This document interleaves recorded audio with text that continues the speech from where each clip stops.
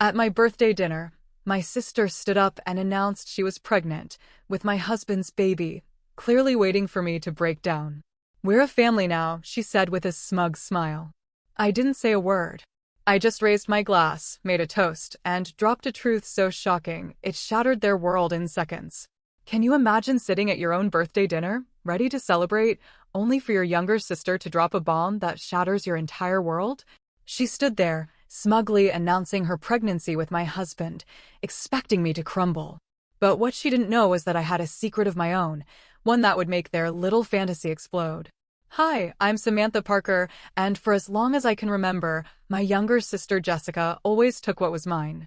My toys as a kid, my clothes as a teenager, even my spotlight at every single family gathering. But nothing, and I mean nothing, prepared me for what she took at my birthday dinner last month. As she stood there, beaming, announcing her pregnancy with my husband, Kyle, I swear I could feel my world cracking beneath my feet. What neither of them knew was that I'd been hiding something too, something that was about to shatter their twisted little fantasy forever. Growing up with Jessica was like living in a perpetual shadow. From the moment she was born, when I was 4, my parents treated her like their golden child. Jessica had the prettier dresses, the better birthday parties, and somehow always got the last piece of cake. It wasn't that my parents didn't love me, they just loved her more visibly, more enthusiastically. "Look how artistic Jessica is," my mom would gush as my sister scribbled with crayons, while my straight-A report cards were met with simple nods. "And that's nice, Sam." My dad coached Jessica's softball team, but was always too busy for my debate competitions. These small rejections piled up over the years, building a wall of resentment I desperately tried not to acknowledge. Jessica developed a pattern early on. Whatever I had, she wanted. My favorite teddy bear mysteriously ended up in her room. The sweater I saved my allowance for would disappear from my closet and reappear on her. When I was chosen for the lead in the school play, Jessica suddenly developed an interest in drama and convinced my parents to enroll her in expensive acting classes. "Why can't you just share with your little sister?" became the family mantra, always directed at me, never at her. So I learned to hold tightly to the things that mattered most, to guard my heart and my dreams with vigilance. College was my escape. I moved 3 states away to Northwestern University, far enough that Jessica couldn't follow. Those 4 years were transformative. Without Jessica's shadow, I bloomed. I made genuine friends who valued me for me. I discovered my passion for marketing and communications. And in my junior year, I met Kyle. Kyle Henderson walked into my advanced marketing seminar with tousled brown hair and the most genuine smile I'd ever seen. He dropped his coffee the first time we spoke, stammering an apology as the liquid splashed across my notes. Instead of being annoyed, I found his nervousness endearing. He offered to buy me dinner to make up for it, and I said yes. That dinner turned into breakfast the next morning, talking until the sun came up about our dreams, our families, our favorite books. "I've never met anyone who gets me like you do," he told me that night, and for once, I felt truly seen. Our relationship flourished. Kyle was everything I'd dreamed of, attentive, kind, ambitious, but not at the expense of others. We graduated together, moved to Chicago, and built our careers side by side. When he proposed 2 years later on the shores of Lake Michigan at sunrise, I felt like I'd finally found my happily ever after. Then came the wedding planning, and with it, the inevitable return of Jessica into my life. She'd graduated from college by then and was working as a pharmaceutical sales rep, a job that seemed to involve more flirting than actual sales. When I called to tell her about my engagement, her response was lukewarm at best. "Well, I guess congratulations." "Is he rich?" Those were her first words, not "I'm happy for you" or "you deserve this." Despite my reservations, I asked Jessica to be my maid of honor. My mother insisted, saying, "It would break her heart if you didn't." Looking back, I should have recognized the warning signs. Jessica wore white to my bridal shower, and at the rehearsal dinner, she gave a toast that was more about her than me. But I was determined to rise above it, to not let old wounds spoil my happiness. The wedding itself was beautiful, despite Jessica's attempts to center herself. She showed up late for photos, dramatically cried louder than my mother during the ceremony, and openly flirted with Kyle's groomsmen during the reception. Kyle noticed her behavior and squeezed my hand reassuringly. "She's just jealous because you're so incredible," he whispered. And I believed him. The first 2 years of our marriage were blissful. We bought a small house in the suburbs, advanced in our careers, and began talking about starting a family. Kyle and I agreed to wait until we were more established financially, though I suspected he was hesitant for other reasons he couldn't articulate. Still, I respected his caution and focused on our relationship and careers. Then, about a year ago, something began to shift. Kyle started working later, his phone perpetually face down on tables. He became protective of his passwords, jumping whenever I came near while he was texting. The intimacy between us dwindled until it felt like we were roommates rather than lovers. "It's just stress from the new promotion," he'd say whenever I tried to discuss the distance between us. "Once this project is over, things will go back to normal." But they never did. Instead, the gap widened. I found myself checking his phone bill, noting frequent calls to a number I didn't recognize. I smelled unfamiliar perfume on his shirts, not mine, not anything I owned. Once, I found a long blonde hair on his jacket. Jessica had long blonde hair.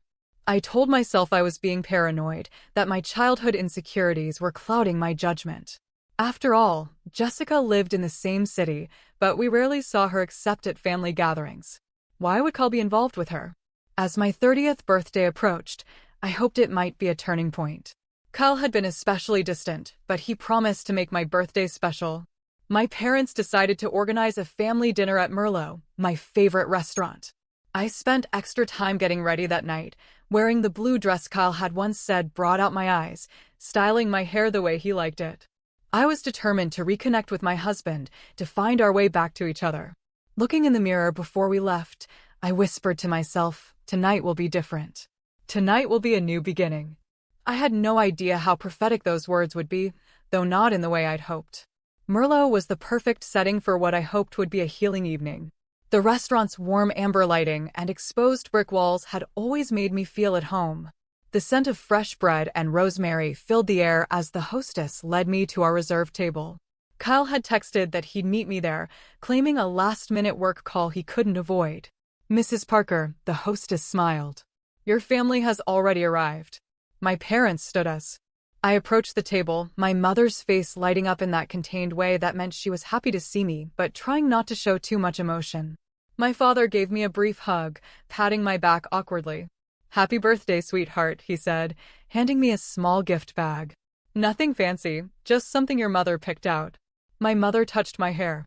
"You look nice, Samantha, though you might want to touch up your lipstick before the photos." Typical.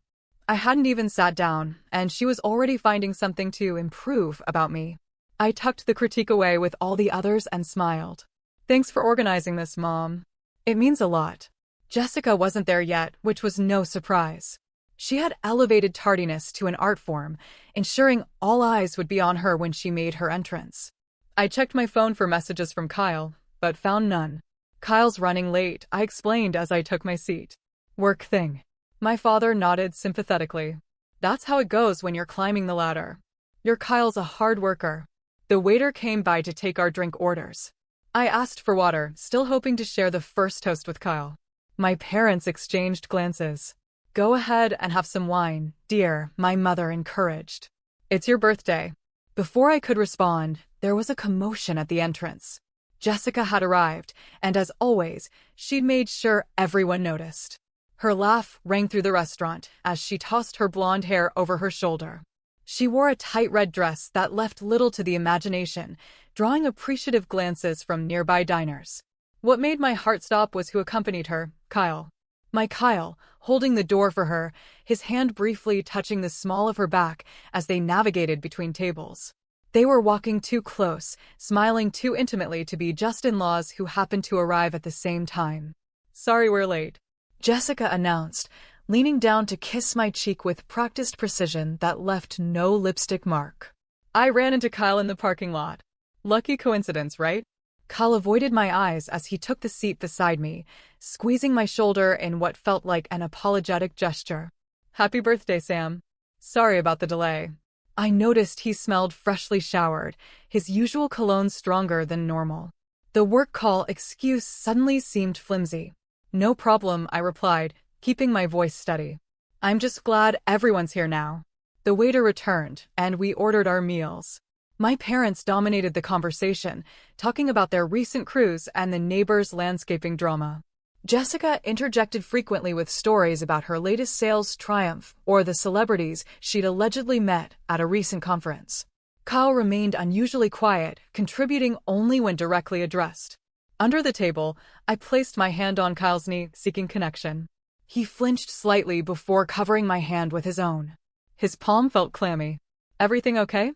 I whispered while my father was deep in a story about golf. "Fine," Kyle replied too quickly. "Just tired." The gifts came next.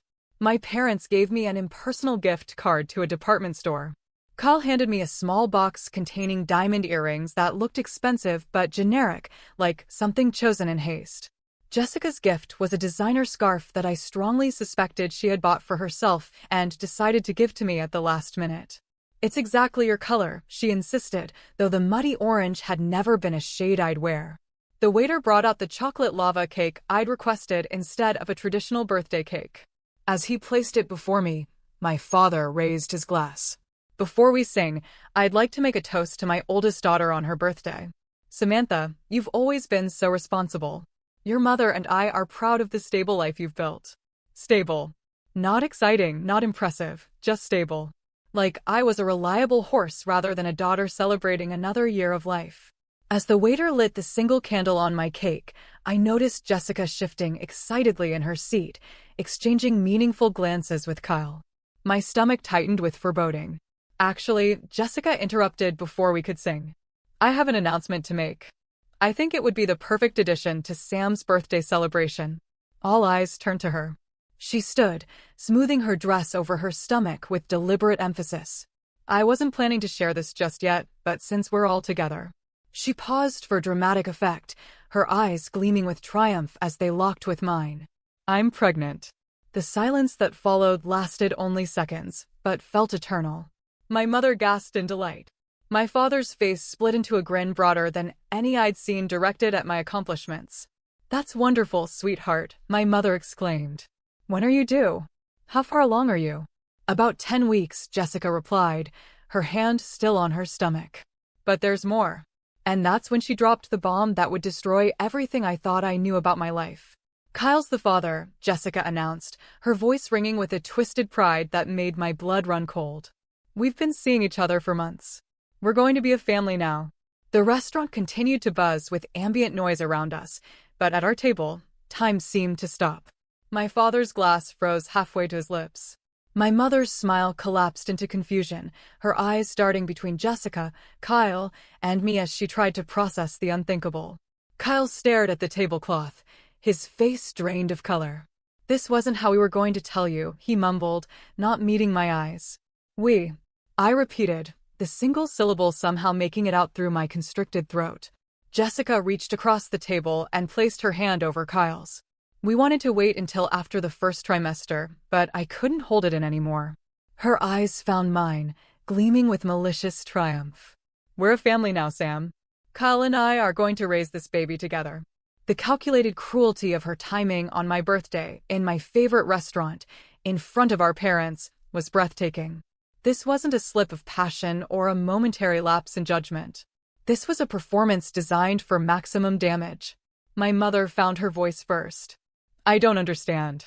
Kyle is Samantha's husband." She stated this simple fact as though reminding everyone of an overlooked detail. "Not for much longer," Jessica replied with a dismissive flick of her wrist. "They've been having problems for ages. Kyle and I didn't plan this, but when real love happens, you can't fight it. Real love." As if what Kyle and I had built over 7 years was somehow counterfeit. "Sam," Kyle finally looked at me, his expression a nauseating mix of guilt and relief. "I'm sorry. I didn't want you to find out like this. Jessica and I, it just happened. Just happened. Like a rainstorm or a flat tire, not a months-long betrayal requiring thousands of conscious decisions to lie, deceive, and destroy." "When?" I asked, surprised by the steadiness of my voice. "When did it just happen?" Kyle shifted uncomfortably. "Does it matter?" "It started at your Christmas party," Jessica interjected, clearly enjoying her role as narrator of my humiliation. "Remember when Kyle and I both disappeared for a while?" You thought he was helping me find my earring. She laughed, a tinkling sound that scraped against my nerves like broken glass. He found something, all right. 6 months. 6 months. While I was planning romantic anniversary surprises and scheduling date nights to reconnect, my husband and sister had been carrying on behind my back. Every late night at work, every mysterious text message, every excuse suddenly crystallized into a pattern of betrayal so obvious I couldn't believe I'd missed it. I think, my father said slowly, setting down his wine glass with exaggerated care, that this is a conversation best continued in private. But Jessica wasn't finished with her performance. There's no need for privacy, Dad. We're all family here. She smiled, rubbing her still flat stomach. And soon there'll be one more Henderson joining us. Isn't that exciting? Your first grandchild. My mother, predictably, latched onto this detail like a lifeline. A grandchild, she breathed, her eyes softening as they always did for Jessica. Well, the circumstances are unusual, but a baby is always a blessing. I watched in disbelief as my mother began to mentally reframe this catastrophe as a joyous family development. Of course she would. Jessica had always been forgiven anything. Her transgressions transformed into triumphs through the alchemy of my parents' favoritism. Sam, Kyle touched my arm tentatively. Can we talk about this privately? I looked at his hand on my arm as though it were a foreign object. This hand that had held mine through my grandmother's funeral, that had slid a wedding ring onto my finger with promises of forever, that had apparently been touching my sister with equal intimacy. I need to use the restroom, I announced, standing so abruptly my chair scraped loudly against the floor. No one tried to stop me as I walked away, my legs somehow carrying me despite feeling disconnected from my body. The restaurant bathroom was mercifully empty. I locked myself in a stall, pressed my forehead against the cool metal door, and waited for the breakdown that surely would come. But the tears didn't arrive. Instead, a strange calm descended, a clarity I hadn't expected. This betrayal, while devastating, wasn't actually surprising. Jessica had been taking what was mine our entire lives. Kyle had shown signs of his weakness for months. This was merely the culmination of patterns long established. I splashed cold water on my face and stared at my reflection. The woman looking back at me seemed different somehow, harder perhaps, but also more focused. I reapplied my lipstick with steady hands. You will not break, I told my reflection. Not here, not for them. When I returned to the table, they were discussing names. Actually discussing baby names as though this announcement had been met with universal joy rather than shattering my world. Kyle looked miserable but resigned, nodding as Jessica rattled off options. If it's a boy, I'm thinking Kyle Jr., she was saying. Though, we could use Henderson as a first name.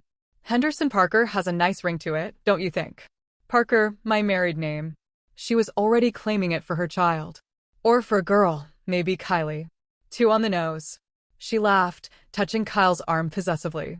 I slid back into my seat, all eyes turning to me with varying degrees of concern, guilt, and in Jessica's case, barely concealed anticipation. She was waiting for my breakdown.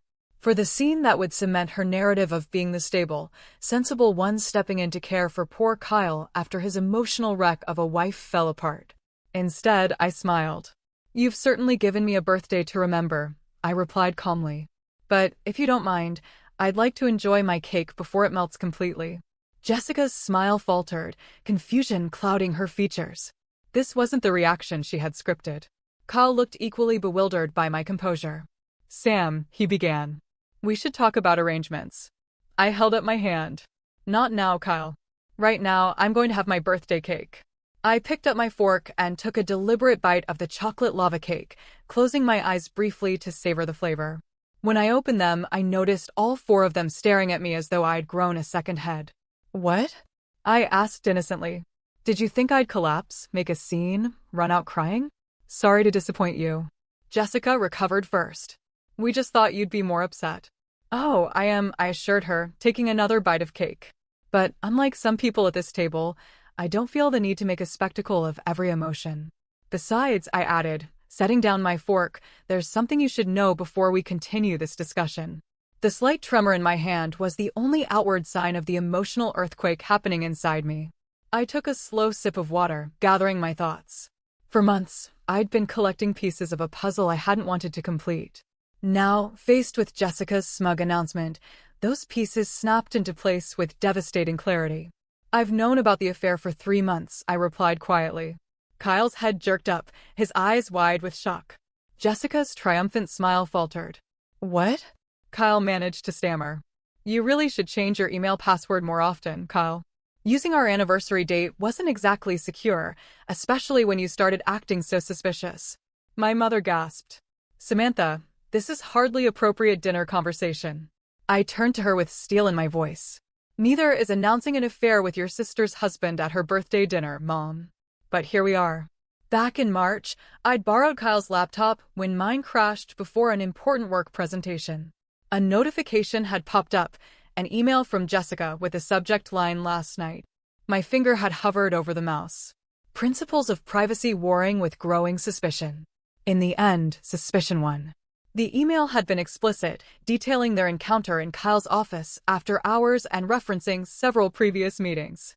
My world had collapsed that day, but I'd kept the knowledge to myself, needing time to process, to plan, to protect myself. After I found those emails, I continued, I hired a private investigator, Davis and Associates. They're very thorough, Kyle. They have photos of you entering Jessica's apartment building 27 different evenings. They have recordings of your phone conversations. They even have the receipt from that jewelry store where you bought her that bracelet she's wearing right now, the one she claimed was from her grateful client. Jessica instinctively covered the gold bracelet on her wrist, her confidence visibly cracking. You've been investigating me? Kyle's voice rose with indignation. That's an invasion of privacy. I laughed, a genuine laugh despite everything. That's rich coming from the man who invaded my marriage. But don't worry. The investigation was completely legal, unlike adultery, which is still grounds for fault-based divorce in this state. My father shifted uncomfortably in his chair. Samantha, perhaps we should. I'm not finished. I cut him off. 2 months ago, I contacted Patricia Donovan. She's one of the best divorce attorneys in Chicago. The paperwork is already prepared, Kyle. I've documented everything, secured copies of all our financial records, and taken measures to protect my assets. Patricia advised me to wait until I had all my evidence in order before confronting you. Kyle's face had gone from shocked to pale to slightly green. Jessica looked between us, her triumph fading. As she realized she wasn't delivering news, she was walking into a trap. You've been planning to divorce me? Kyle asked hoarsely. All this time? Yes, I replied simply. I was going to serve you the papers next week. Actually, Jessica's announcement just accelerated my timeline. My mother had tears in her eyes. But Samantha, a divorce is so final. Surely with counseling, Mom, I interrupted gently but firmly. There's no coming back from this. And there is one more thing you should all know. I turned my gaze directly to Jessica, something that makes your announcement particularly interesting. I reached for my purse and pulled out a folded document I'd been carrying for weeks, waiting for the right moment. I'd never imagined that moment would come at my own birthday dinner. Kyle had a vasectomy 2 years ago, I replied, sliding the medical report across the table. We decided children weren't in our future. He didn't want the responsibility. Jessica stared at me, then at Kyle, comprehension slowly dawning on her face. That's not possible, she whispered. You're lying. Check the document, I replied. Sacred Heart Medical Center, Dr. Reynolds. The procedure was done 26 months ago. Kyle recovered on our couch watching March Madness. I remember, because I had to keep bringing him frozen peas for the swelling. Kyle looked like he might vomit. Sam, I can explain. Explain what? Jessica cut in, her voice rising. That you had a vasectomy and didn't tell me? That you let me believe. She stopped abruptly, realizing what she was revealing. My mother was examining the medical document with shaking hands. Is this true, Kyle? Kyle's silence was confirmation enough. I turned to Jessica, whose face had drained of all color. So, sister dear, if you're truly pregnant, congratulations are in order, just not to Kyle. He's shooting blanks, as they say. So, who's the real father? Do you even know? The restaurant had grown quieter. Nearby diners were obviously aware that serious drama was unfolding at our table. Jessica's eyes darted around, noting the attention, her carefully constructed moment of triumph crumbling around her. This is a mistake, she insisted weakly. Those medical records must be wrong. They're not wrong, Kyle finally admitted, staring at his hands. I should have informed you, Jess. I didn't think it would matter. We were using protection anyway, or supposed to be. You never thought she'd try to trap you with a pregnancy that couldn't possibly be yours. I finished for him. Rookie mistake, Kyle. You should have realized Jessica always has an angle. Jessica suddenly stood up, her chair scraping loudly against the floor. I need some air, she muttered, grabbing her purse and practically running toward the exit. Kyle looked torn, glancing between me and Jessica's retreating form. Go ahead, I replied coldly. Follow her. You two deserve each other. After a moment's hesitation, Kyle rose and hurried after Jessica, leaving me alone with my shell-shocked parents. My father cleared his throat. Samantha, I don't know what to say. There's nothing to say, Dad. I picked up my fork again and took another bite of my cake. It tasted like ash now, but I was determined to finish it. This was my birthday dinner, after all. Except perhaps that Jessica might need a different kind of doctor now. One who can help her figure out who actually fathered her baby. My mother was silently crying, mascara trailing down her cheeks. How can you be so calm? This is a disaster. I set down my fork and looked her directly in the eyes. No, Mom. A disaster is something unexpected and unavoidable. This was predictable and entirely preventable. Jessica has been taking what's mine since we were children, and you and Dad have been enabling her. The only difference is that this time, I was prepared. I signaled the waiter for the check. I think our celebration is over for tonight. The restaurant had grown uncomfortably quiet, the nearby tables no longer pretending not to listen to our family drama. I signed the check with steady hands, adding a generous tip for the waiter who'd had to witness this disaster of a birthday dinner. As I finished my signature, I saw Kyle returning alone, his face ashen. He slid back into his seat, running a hand through his hair in that familiar gesture I once found endearing. Where's Jessica? My mother asked, dabbing at her eyes with a napkin. She's in her car, Kyle replied. She's upset.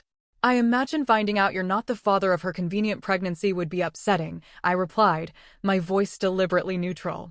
Kyle looked at me with pleading eyes. Sam, please, can we talk privately?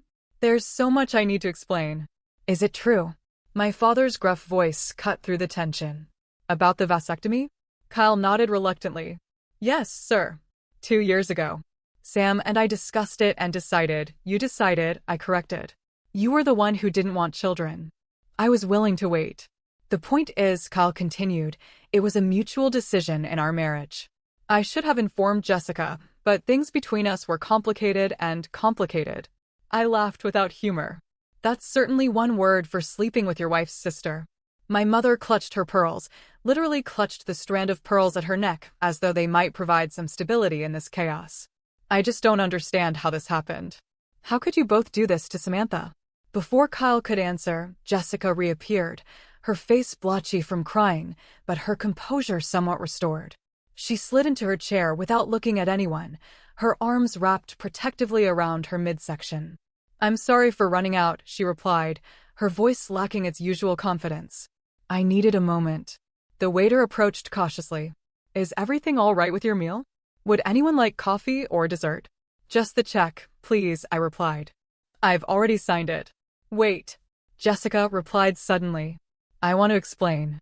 She looked around the table, her gaze landing on me. Sam, what happened between Kyle and me? It wasn't planned. We never meant to hurt you. And yet you chose to announce it at my birthday dinner, I pointed out. With such impeccable timing. Jessica had the grace to look ashamed. That was wrong. I thought it would be easier with family around. I didn't think about how it would feel for you. You never do, I replied quietly. That's the problem, Jess. You've never once considered my feelings when taking something that belongs to me. Kyle doesn't belong to you, she shot back, a flash of her usual defiance returning. He's a person, not a possession. He was my husband, I replied. The man who promised to love and honor me. And you were my sister who should have respected that commitment, even if he didn't. My father cleared his throat. About the baby, Jessica. If Kyle isn't the father, Jessica's eyes filled with fresh tears. I don't know what to say. The dates matched up. I really thought, who else could it be? My mother asked, her voice barely above a whisper. Jessica stared at her lap. There was someone else before Kyle. He's married too. My father groaned, burying his face in his hands. Jessica, for God's sake. I ended it when things got serious with Kyle, she insisted. But the timing. I guess I miscalculated. I couldn't help myself. I laughed. The absurdity of the situation finale. Why breaking through my carefully maintained composure? So, let me get this straight. You were having an affair with a married man, then started sleeping with your sister's husband, got pregnant by the first married man, and tried to pass the baby off as my husband's. Put that way, even Jessica seemed to recognize the horrifying symmetry of her actions. It wasn't like that. I really thought Kyle was the father. Well, he's not, I replied definitively. And now you have a decision to make about who to tell. Kyle, who had been uncharacteristically quiet, suddenly spoke up. I think I have some decisions to make, too. He turned to Jessica. You told me I was the only one. That it had been months since you'd been with anyone else. Jessica reached for his hand. Kyle, please. I made a mistake. But what we have is real. He pulled his hand away. Is it? Or am I just another thing you took from your sister? The question hung in the air, heavy with implication. Jessica recoiled as if she'd been slapped. My mother, ever the peacemaker, attempted to salvage the unsalvageable. Perhaps we should all take some time to process this. It's been a shock for everyone. That's an understatement, my father muttered. I stood up, smoothing down my dress. I think that's wise. Kyle, I'll have my attorney contact you next week. In the meantime, I'd appreciate it if you'd stay somewhere else. Kyle looked up at me, desperation in his eyes. Sam, please, can't we at least talk about this? We're way past talking, I replied, surprising myself with the finality in my voice. You made your choice months ago. You just didn't have the courage to tell me to my face. I turned to my parents. Thank you for the birthday dinner. It was certainly memorable. Samantha, wait. Jessica called as I gathered my purse. You can't just leave like this. I paused, looking at my sister. Really looking at her, and behind the perfect makeup and designer clothes, I saw something I'd never noticed before. Insecurity. A deep, gnawing insecurity that had driven her to compete with me our entire lives.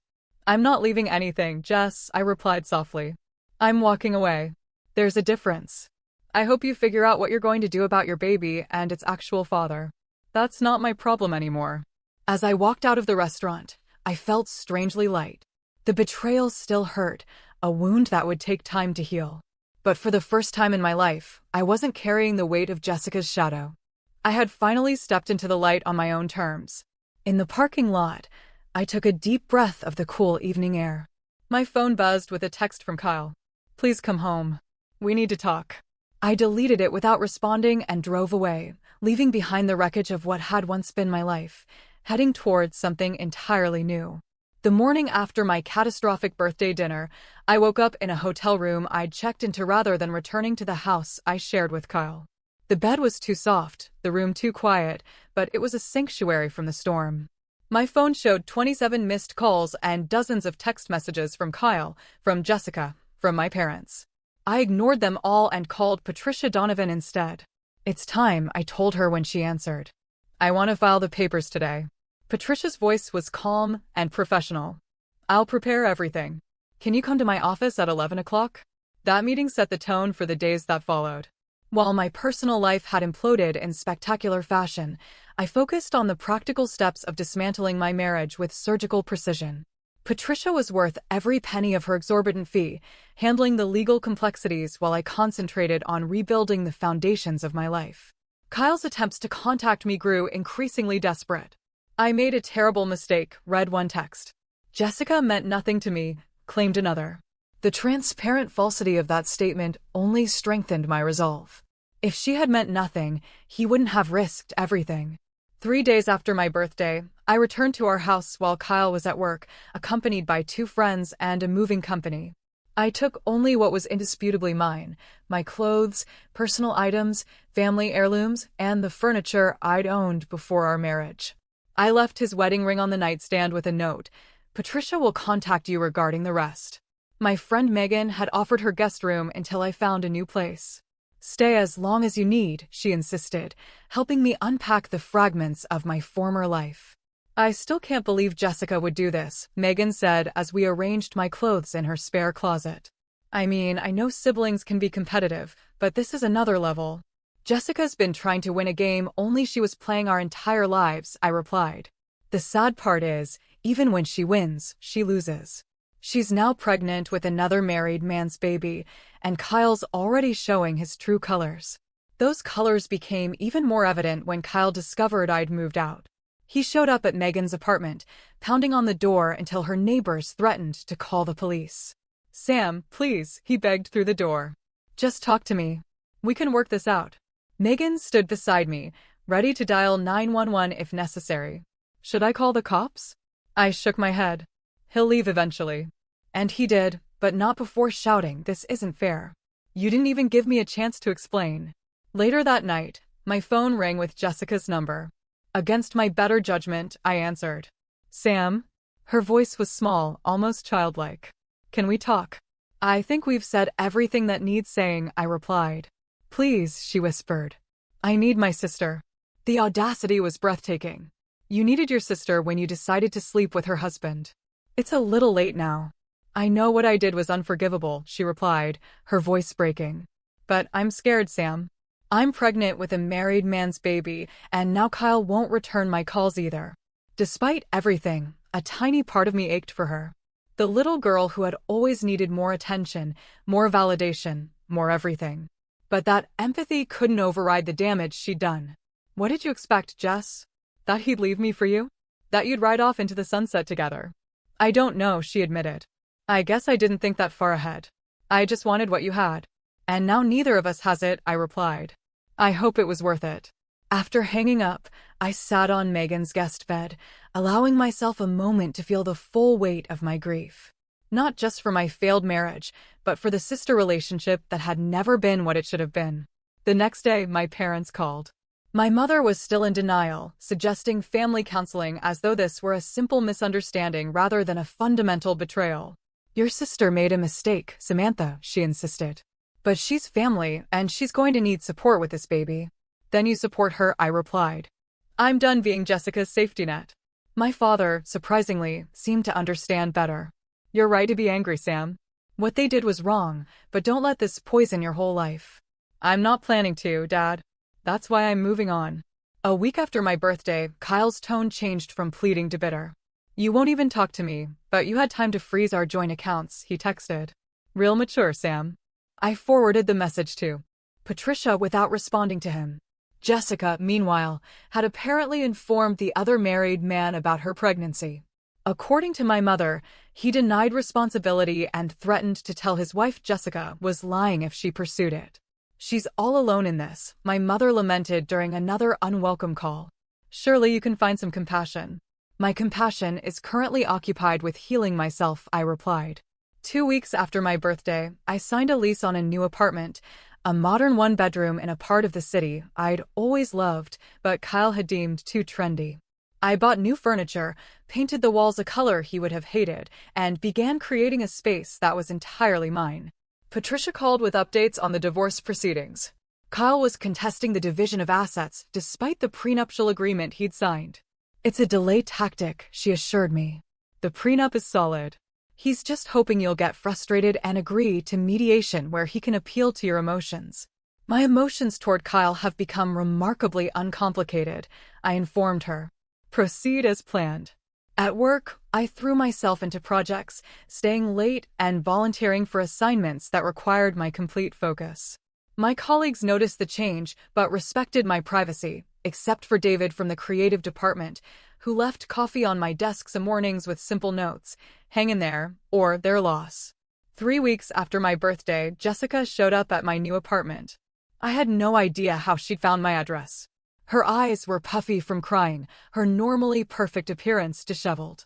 Kyle's been sleeping with someone else, she announced when I opened the door. Some woman from his office. Can you believe it?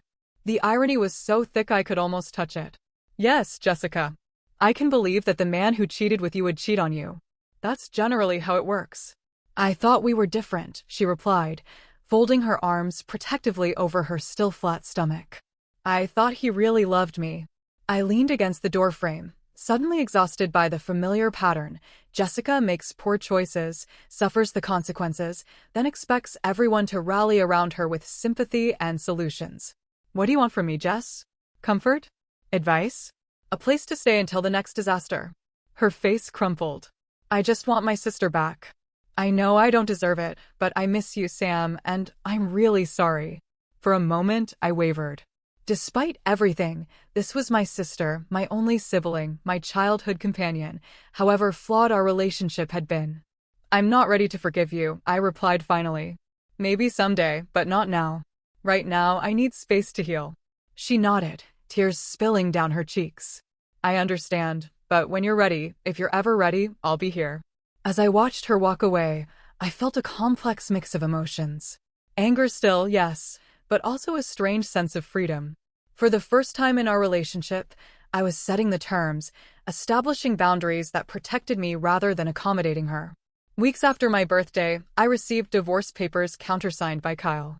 Patricia called to confirm he had finally accepted the inevitable and agreed to my terms. It's almost never this clean, she remarked. Usually, there's more fighting, more drama. There's been plenty of drama, I assured her. Just not the legal kind. That night, I opened a bottle of wine and sat on the balcony of my new apartment, watching the city lights. My phone pinged with a text from David. Some of us are going for drinks tomorrow after work. No pressure, but you're welcome to join. I stared at the message for a long moment, then typed back, thanks. I might do that. It wasn't a commitment to anything, not to David, not to socializing, not to moving on, just a small acknowledgement that life continues, that there might be good things ahead I couldn't yet imagine. As I sipped my wine, I realized that while Kyle and Jessica had taken much from me, they hadn't taken everything. I still had my dignity, my strength, my capacity to rebuild. And perhaps most importantly, I had finally broken free from the patterns that had defined my life for too long. The betrayal still hurt.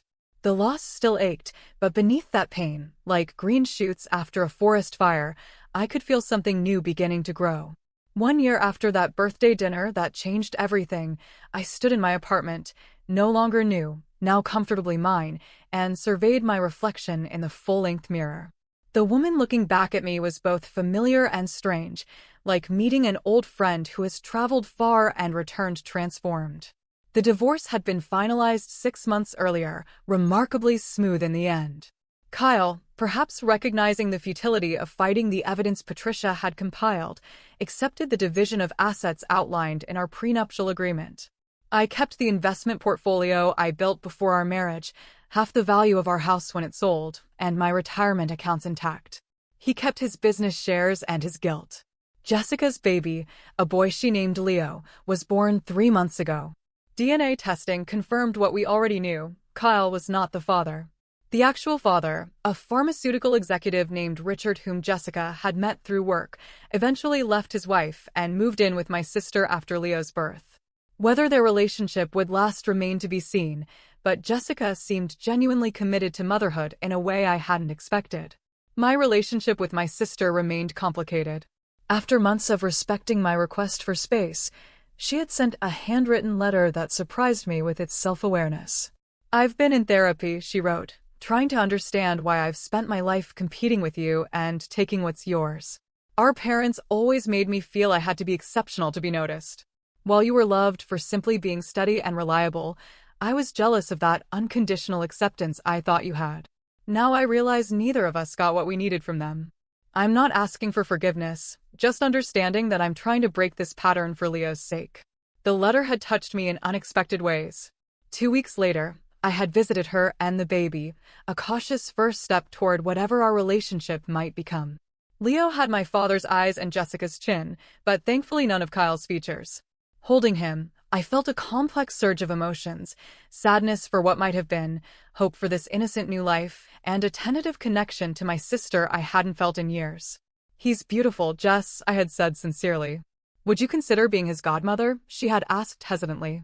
I want him to have strong, independent women in his life, someone like you.